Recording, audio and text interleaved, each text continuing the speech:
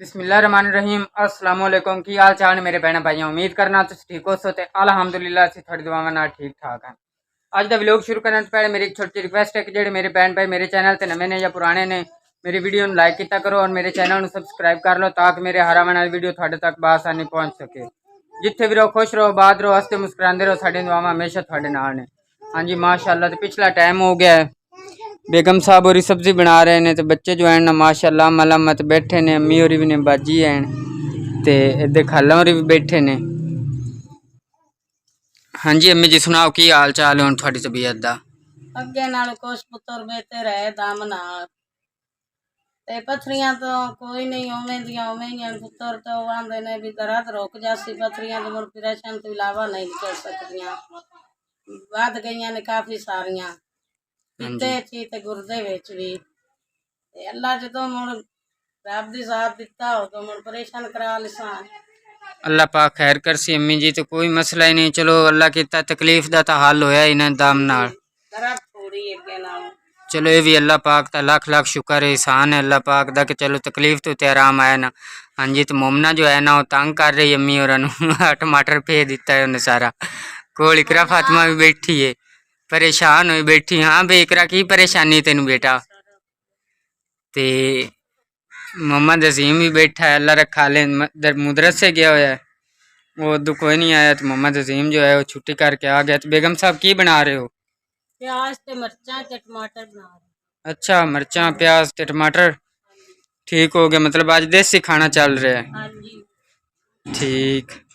हाँ जी माशाअल्लाह। रब दा शुक्र है, चलो जेड़ा अल्लाह दी जात कीती जांदा है इस च रब दा शुक्र है। शुक्र अल्लाह ताला दा लाख लाख शुक्र है। हाँ जी हर हाल है अल्लाह पाक दा शुक्र अदा करना चाहिए। थोड़ा घना शामी खा के तो सोने है ना। अल्लाह दा एहसान है इतना। हाँ जी तो हुण जो मोमना है ना मंजी क्रॉस कर रही है। एक मिनट मोहम्मद अजीम खलो जाए। ए वेखो जी ए क्रॉस कर गई, बड़ी मुश्किल नाल क्रॉस की मंजी उस ते हुण हस रहा है माशाअल्लाह। मोमना जो है ना वो बहुत ज्यादा तेज है, बड़ी शैतान है।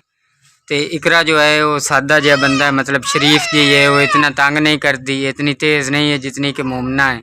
बच्चे खुश हैं ना दी अम्मी घर आ गई है, उन तक तंग करना ही है। आ मुड़ हुण अम्मी दे आवन नाल उन्हां को थोड़ी खुशी ना है।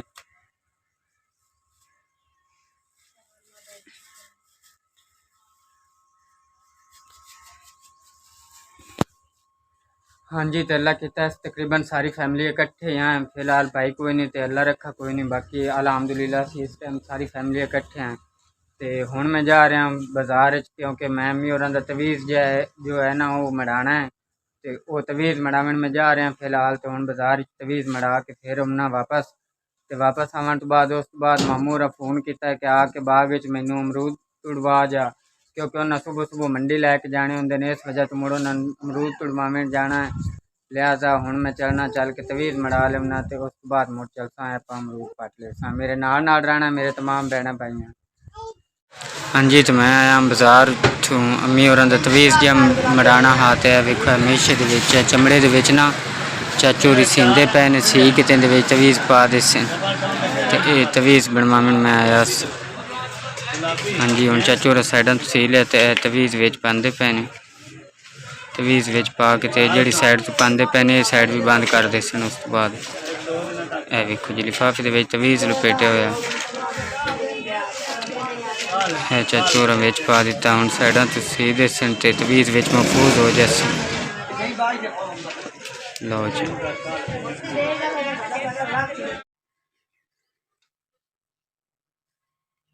हाँ जी तो पिछला टाइम हो गया ठंडा टाइम है, मैं आख्या चलो इन्होंने चौकी करके ना बेदामा दे और गुलाबा के बूटे चलो इन्होंने पानी ला देव, कुछ तो फायदा हो जासी ना। इन्हों के पत्ते जो है ना वेखो बिल्कुल ही मुरझाए खड़ोते हैं।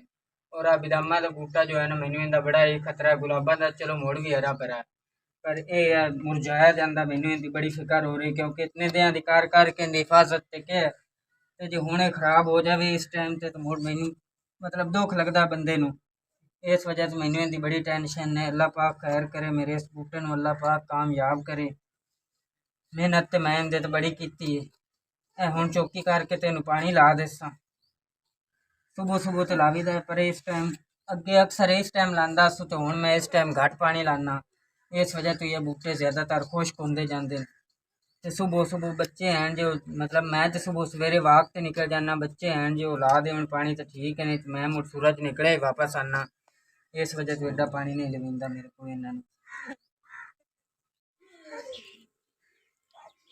हाँ जी, तो मैं 15 पॉइंट तकरीबन टीका भर लिया है जी। मेरी इंसुलिन 170 ये इंसुलिन है, इनू फ्रिज च रखना पौंदा। फिलहाल तो फ्रिज ही घर कोई नहीं, तो इनू ना अद हमसाया ले रखी होंगी। मैं तो हुण चवाई है क्योंकि मेरी शुगर जो है ना वो इस टाइम हाई होंदी पई। लाना तो मैं टीका शाम नू आ मतलब शाम नू हनेरे होए, पर हुण मैनू टाइम नाल लाना पै गया क्योंकि मैं मामू होरां ले जा रहा।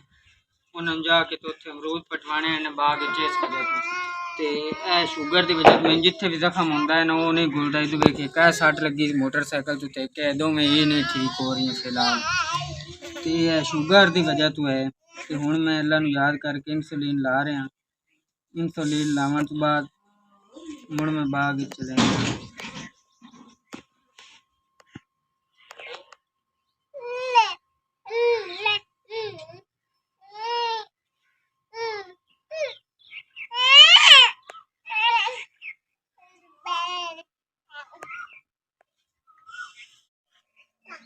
हाँ जी, तो हुण अल्लाह किता तो मैं टीका ला लिया।